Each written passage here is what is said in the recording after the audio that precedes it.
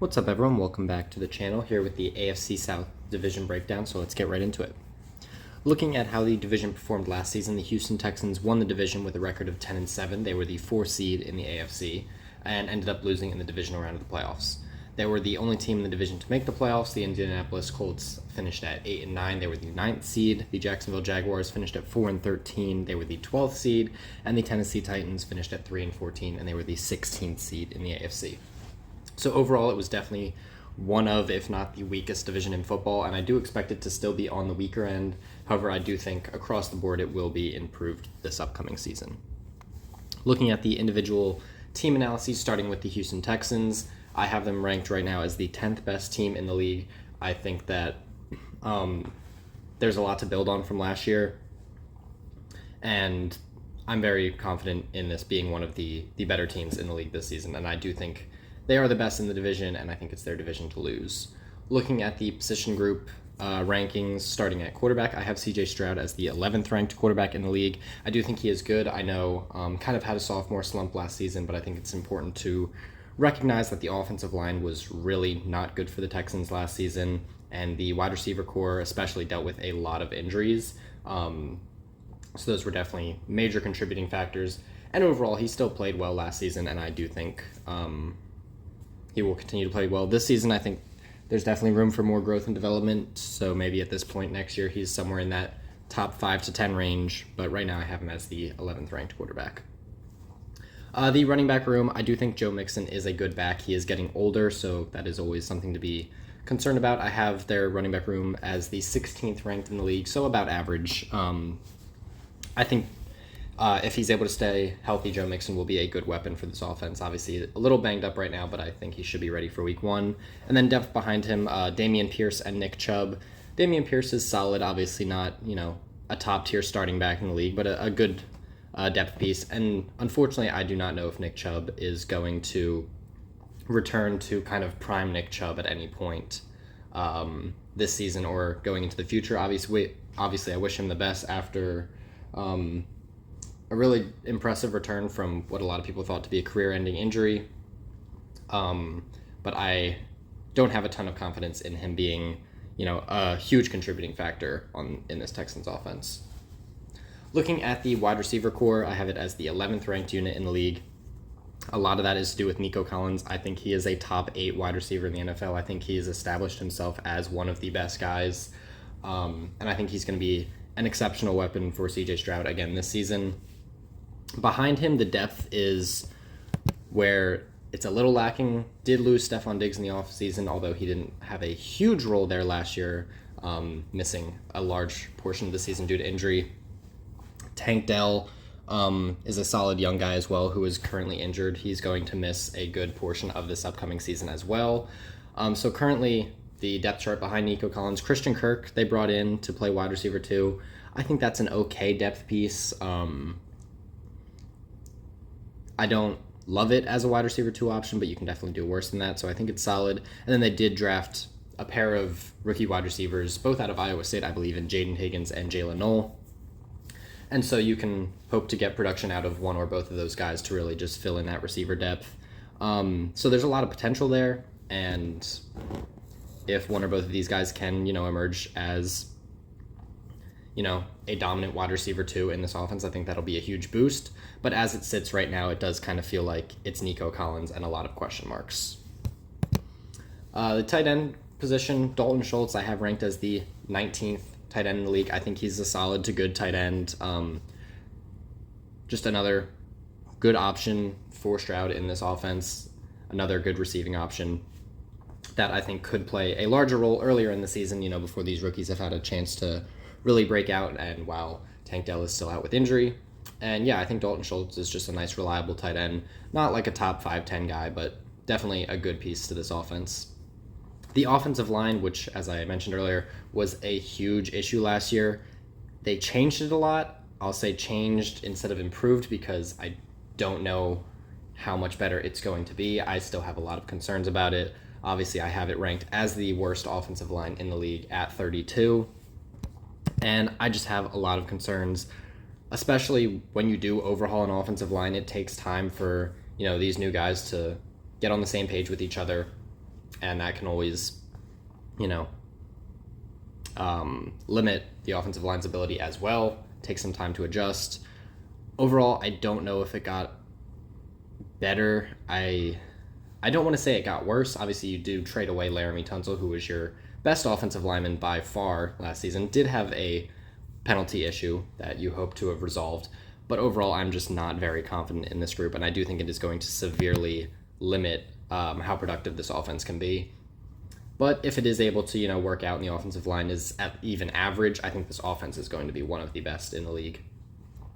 Looking at the defense, this is where I'm really excited to see how this team does this season. I think the Texans are right up there with the Broncos, with the Ravens, Steelers, Eagles as having the best defense in the league. Really just on all levels, I think the Texans have a very complete unit. Starting with the front seven, I think their pass rush duo of Will Anderson Jr. and Danielle Hunter is one of the best in the league. Really, that's like the main part of the front seven that I think is very strong. The interior defensive line and the linebacker group are both good as well, but the main focus, I would say, is that edge duo. I think it's going to be very successful in creating nightmares for opposing quarterbacks. Looking at the secondary, this is another group which I think is very, very strong. I have it as the second ranked secondary in the league, behind only Denver. Really, really happy with how the Texans secondary is looking right now. Derek Stingley, one of the best young corners in the NFL. Kamari Lassiter playing on the other side of him, also a very talented young corner, one of the more underrated players in the league.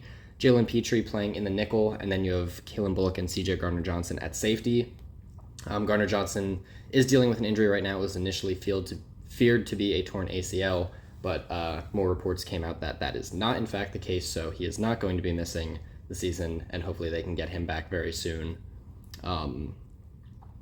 so that they have just more added boost to the secondary. I do think it is one of the best units in the league, and I think overall this defense is going to be locked down and a huge contributor to the Texans winning games, even if the offensive line does hold the offense back a little bit. Moving on to the Indianapolis Colts. On the other side of things, I think this is one of the worst teams in the league. I have them as the ranked 28th team in the league right now, which is third in the division. So I do think there is a team in this division that could finish lower than the Colts. And really the main reason behind this low ranking is they don't have a quarterback. Whether it's Daniel Jones or Anthony Richardson, I expect it to be Daniel Jones, but either way, I think this is probably the worst quarterback situation in the league. It's really a close race between them and the Saints. I leaned the Saints being slightly better just because, you know, you have a rookie quarterback. There could be some upside there. I feel like at this point we've seen what we have with Daniel Jones and with Anthony Richardson, and it's just not great. I think it's going to severely limit the success of this offense and the team as a whole. But yeah, not a ton of confidence in the Colts quarterback room. Moving to running back, I think Jonathan Taylor is incredible. I have him ranked as the 9th best running back in the league. I think this is going to be, you know, one of the bright spots on this offense. I think that if they're able to run the ball through Taylor, they can have some success on the ground in this offense. Whether that's going to equate to, you know, winning a lot of games, I'm not sure. It's hard to win when you have, you know, no real passing game to speak of, even if you do have a good run game. But I do think Jonathan Taylor should still be able to be productive in this offense. The wide receiver core is kind of underwhelming. I have it ranked as the 24th best in the league. And there are some solid guys in there, like Michael Pittman Jr. is good, Josh Downs is good, Alec Pierce is a solid wide receiver 3, but they're really missing, you know, a top guy. Adonai Mitchell, who I didn't mention, you know, has room to develop as well. Didn't really see a ton of him last season. But yeah, I think this offense really just needs a true number 1. I think Michael Pittman Jr. and Josh Downs are solid, you know, wide receiver 2s. Alec Pierce is a solid wide receiver 3. Adonai Mitchell in that conversation as well. But they're really missing that top tier guy, and I think that just holds back the wide receiver core as a whole. Who I think is going to be a very productive receiving option in this offense is their tight end, Tyler Warren, rookie out of Penn State. I think he's going to have an incredible rookie season, despite not being in a great offense. Obviously, ton of talent coming out of college, very high draft capital, and I don't know if it's going to be to the same extent as what we saw from Brock Bowers last season, but Bowers did show that you can be in a poor offense and still produce as, a good rookie tight end. And yes, I know Brock Bowers doesn't happen every season. It rarely ever happens, but it is a possibility, and I think Tyler Warren has the talent to really have an explosive rookie year. So that is another piece of this offense that I would be very excited to watch. Just overall, the offense, I think, is going to be held back by the passing game.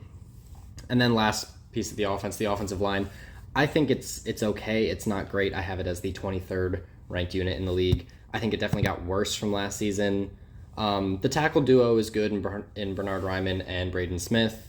Definitely not the best duo in the league, but definitely solid. Quentin Nelson is one of the better guards in the NFL and has been for a while. So you have established proven talent at left guard. And then center and right guard are kind of where the question marks are. Tanner Bordellini, you hope, can fill in at center.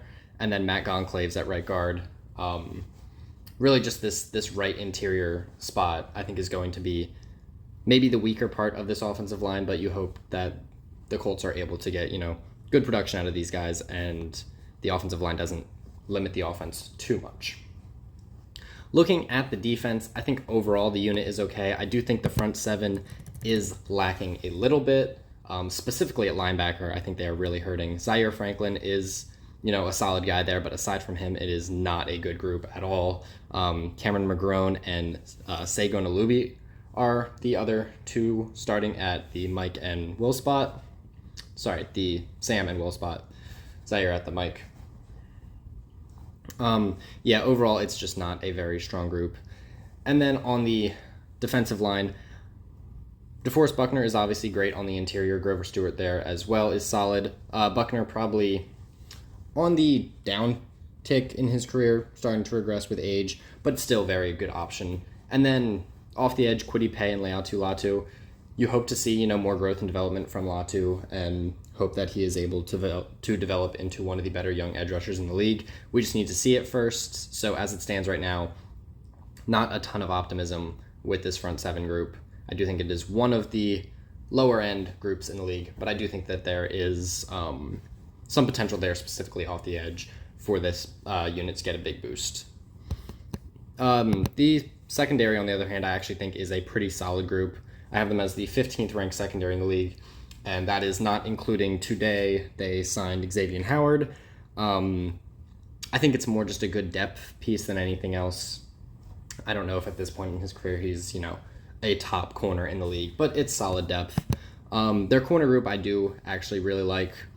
Travarius Ward, who they brought in, and Jalen Jones starting on the boundary, Kenny Moore in the slot. I think that is a great trio of corners. Obviously, Xavier Howard, who I mentioned already. Good depth. Juju Brents, you hope can develop to be another good young corner.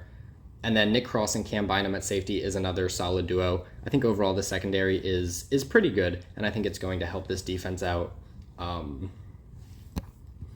overall be, a solid unit. I don't think that Colts defense is going to be bad by any means. I don't think it's going to be a top-tier defense, but I do think that it is, maybe going to be around average to slightly below average in the league. Moving on to the Jacksonville Jaguars. This is the team that I am most excited to see how they perform this season. I think it could go a lot of different directions. I have them ranked as the 18th best team in the league right now, which is second in the division. And really their success this season is going to hinge on the success of Trevor Lawrence and whether or not he has a true breakout season and is the guy that he was kind of drafted to be, that he was hyped up to be.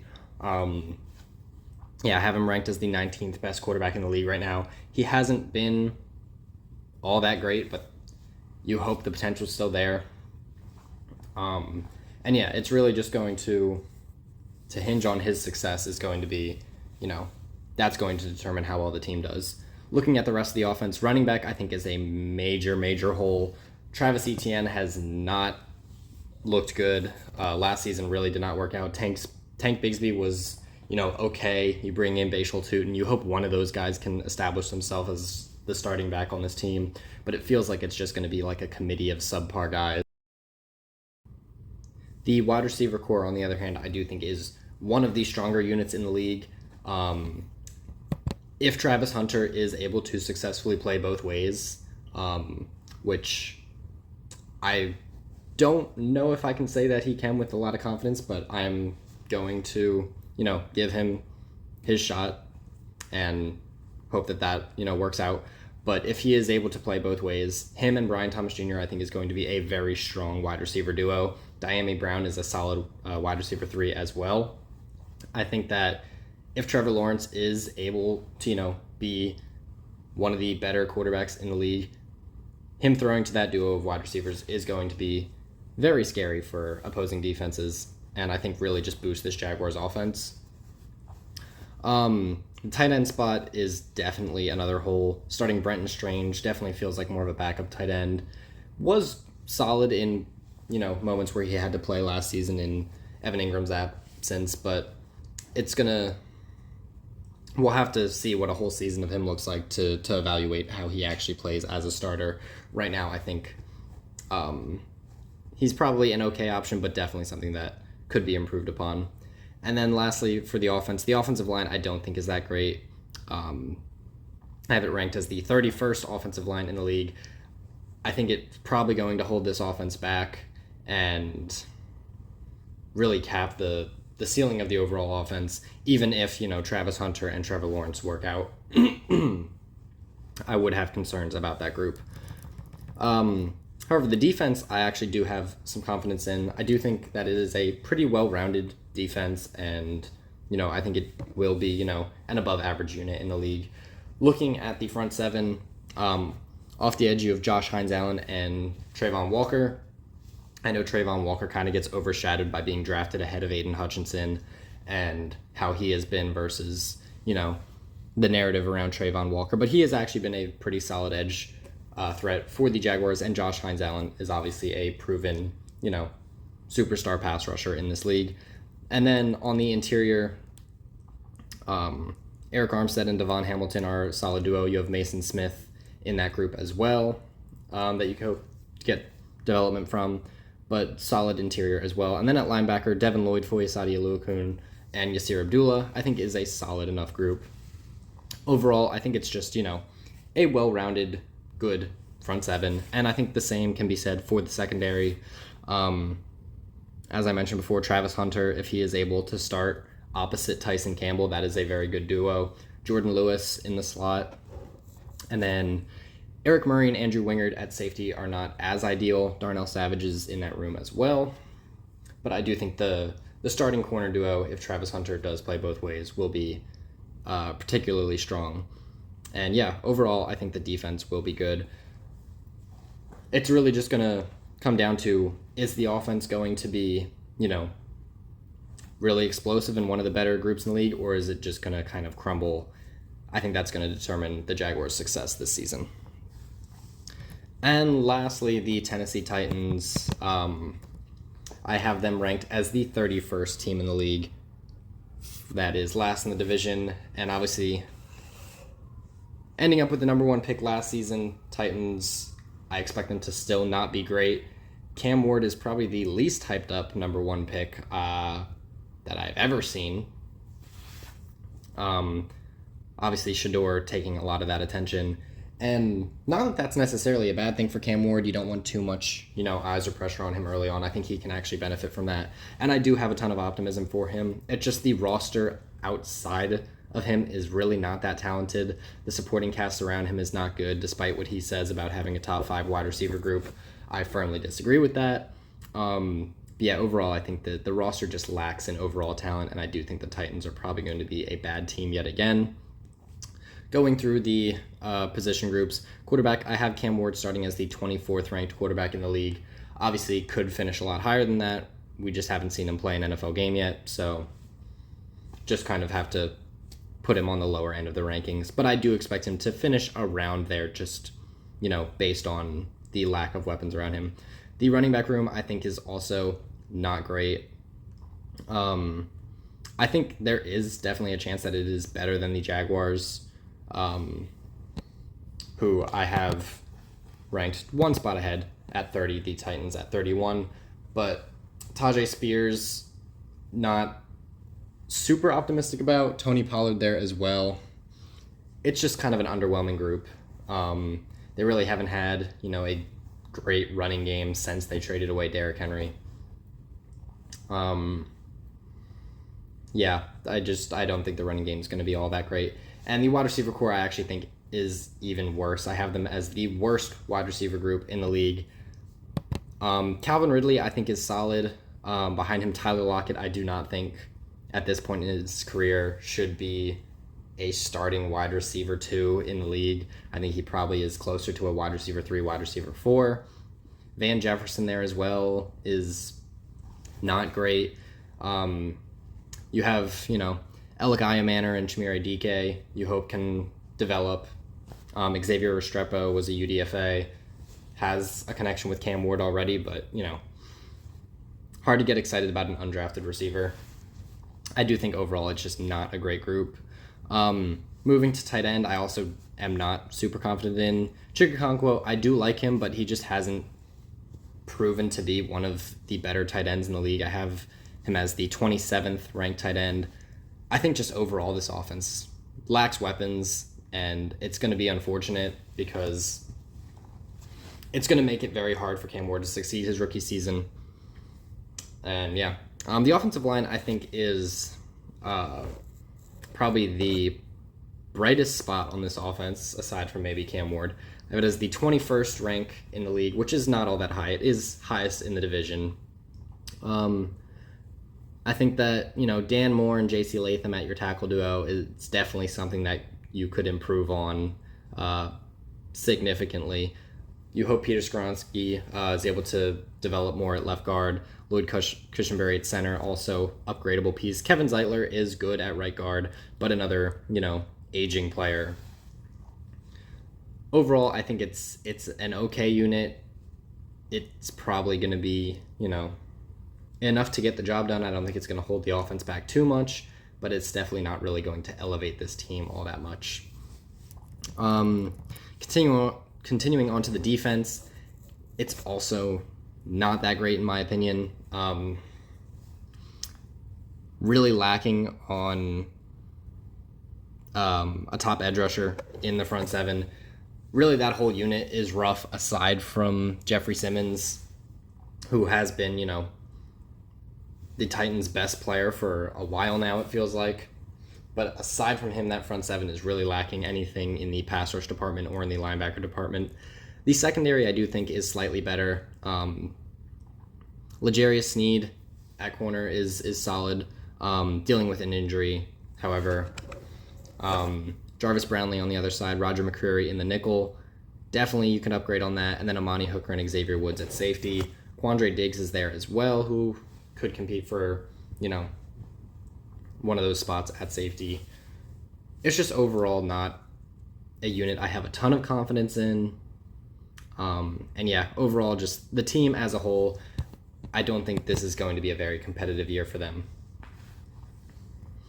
Looking at the projections for each team, going through win totals, expected division rank, and a rough playoff chance. The Texans, I think they could win anywhere between 9 and 13 games, and I'll say it in every video. The win total, not a record prediction. The numbers do not add up to the total number of games, so it can't be a record prediction. It is estimated range of total wins. The Texans, I do think they will have a winning record, and I do think if they're able to overcome the struggles of the offensive line, or if the offensive line plays above expectations, I think that they can reach a 13-win season. If the offensive line really struggles and that offense kind of falters as a result, I think they will be down closer to that 9 range. I do expect them to have a winning record, though. I do expect them to also win this division, and I do expect them to make the playoffs.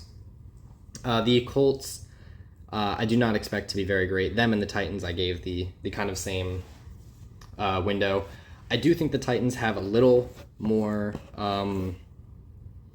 hope than the Colts, just because of the quarterback situation. I think if Cam Ward, is if he plays to the hype of a number 1 pick, I think he can do enough to bring that Titans team above a Colts roster, which is also not that great, mostly surrounding the quarterback. But yeah, I gave both of them a win range of between 4 and 8 games. I think they're both going to be pretty bad. I did give the Titans the slight edge over the Colts in the final expected division rank, just because I think you could see Cam Ward's development over the course of the season improve the Titans team, whereas with the Colts, I do not have a lot of confidence in that quarterback room. Neither team, I think, is going to be even close to a playoff contender. And then the Jacksonville Jaguars, I think they could win anywhere between 7 and 11 games. If Trevor Lawrence kind of continues to be the Trevor Lawrence we've seen, and Travis Hunter maybe is a full-time corner, maybe he tries the 2 ways and it doesn't work out great, or maybe he only comes in specific goal line packages on offense, and they really have no run game, I could definitely see them being down at a 7-game floor. I do think, having that good defense does raise that floor up to that 7 wins. But on the flip side, I think if Trevor Lawrence, is able to be throwing to Travis Hunter and Brian Thomas Jr. for the whole season, it's a great duo. If he's able to play well, I think that this can actually be a pretty good team this year. I think they can get up to 11 wins. I don't know how much higher they can get with, a poor offensive line, poor run game. But I do think they will be the second best team in this division. And I think in a best case scenario situation, they could compete for the playoffs. I gave them about a 45% chance. I think it's more likely they don't make it, but I think that they, in a ceiling scenario, could be in a position where they are fighting for, one of those wild card spots. But yeah, that's all I have to say about the AFC South. Appreciate everyone for watching. If you have any questions or comments, feel free to let me know in the comments section. I will reply to, anyone's questions, explain my reasoning for anything. And yeah, appreciate you for watching, so I'll see you in the next one.